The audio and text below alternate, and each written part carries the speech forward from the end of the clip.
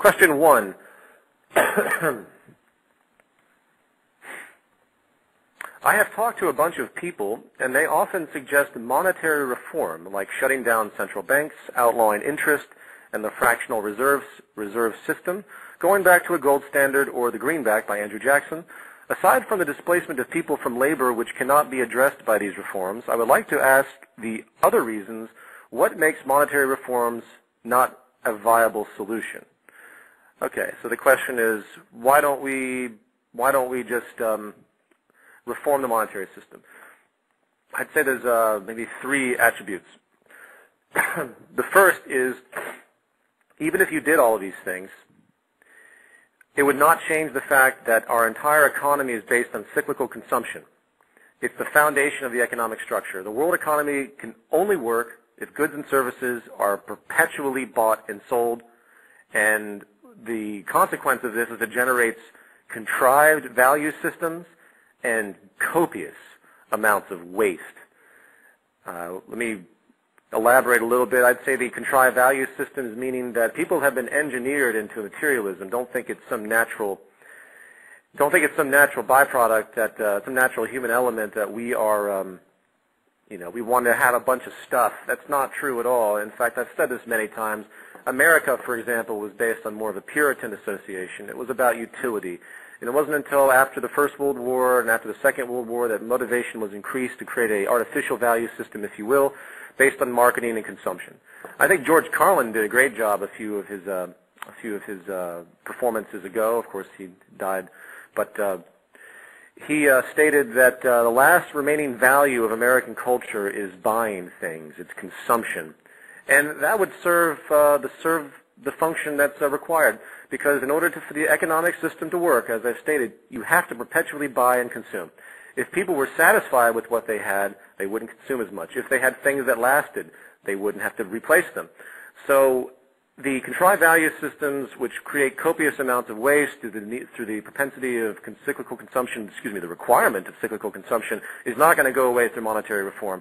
And the real problem with that, ultimately, is the fact that we are wasting everything. The amount of waste is just unbelievable. I don't even know where to begin with that, but I'm going to leave it at that. That's just the first point I would make.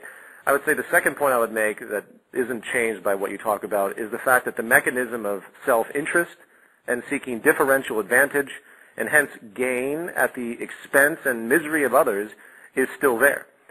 It might be a little bit less pressure, say, to remove interest, but the scarcity of money is still going to exist. It wouldn't be a monetary system if there wasn't a scarcity of money. It would be something else. It would be like energy credits. But anyway, so that's still there. So the corruption that you see doesn't change. The behavioral patterns of businesses, corporations, individuals to seek their dominance and to step on whoever they need to, which is a natural byproduct. Corruption is the basis of the system. The system is based on dishonesty. That's not going to change. The third issue, I would say, is that new problem-solving technologies, new advents, are paralyzed. They will be paralyzed, especially if they're very efficient, and that's what I mean anyway. The more new technologies that are efficient are going to be paralyzed if they challenge the established power structure. They'll be paralyzed until the market system can absorb the change. And what that means is that, until the cartels and monopolies can get a hold of the new technology so they can continue to make their money, you're not going to see such progress. You're not going to see anything implemented. The medical establishment is a great example. In this system, it's a good thing to have 1 in 4 with cancer. The entire medical establishment thrives on it. The death of cancer patients equates to the life of thousands and thousands of people, if not millions, because of the way the establishment is set up. And the moment someone comes along with a new treatment that perhaps isn't invasive, perhaps doesn't involve radiation, and perhaps doesn't involve any type of anything that can be destructive, as the techniques are today, that actually can save people, that will be silenced and stopped.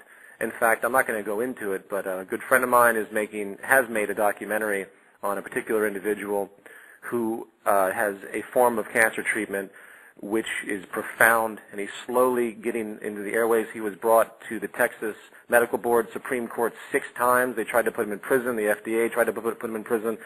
the National Cancer Society. There's so much corruption in regard to protecting the established order that's financially driven that the issues you talk about for reform might be good in transition, but they really change nothing as far as the underlying problems. So I'm just going to leave it at that.